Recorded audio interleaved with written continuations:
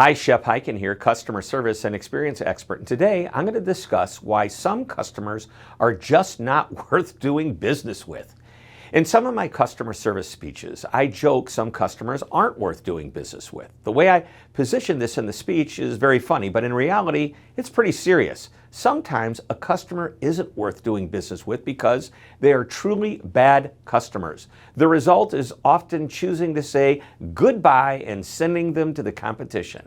While there are many more reasons you might end your relationship with a customer, I came up with 6 obvious ones to get you thinking. Number 1. Customers who repeatedly send back products. Now, this is often the result of a very liberal return policy that's abused. Repeated returns cost money, sometimes more than the profit from the sale. Number 2, customers who make unwarranted complaints about service. Now, you've heard the recording. These calls are recorded for quality assurance. Well, not only are recorded calls great for training, they can also become evidence of a customer who has an unwarranted complaint about the company's customer service or any other situation. Number 3, customers who demand unreasonable solutions to problems. If the customer's demands are unreasonable and they won't accept the solution or compensation an employee is offering, it may be time to let them go. Number 4, customers who take up too much time. Now, taking up too much time costs the company money. It could be time spent with customer service reps, sales reps, or anything else that causes the customer to spend too much time on one problem or issue. Number 5, customers who are argumentative. Now, some customers will argue and nothing is going to make them happy. When they realize you're about to fire them as a customer, they sometimes recognize they're being unreasonable. But when they aren't, or when they don't recognize it, maybe it's time to consider saying goodbye. And number 6, customers who are abusive toward employees.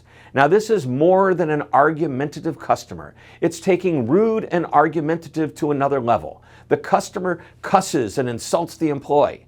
While we always want to be polite to our customers, sometimes it's okay to politely transfer them to a manager, or if empowered to do so, politely say goodbye and hang up.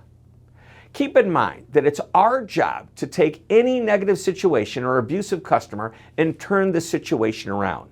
Another way of saying it is to turn rants into raves. Yet, in some cases, hopefully very few, the customer may truly not be worth doing business with.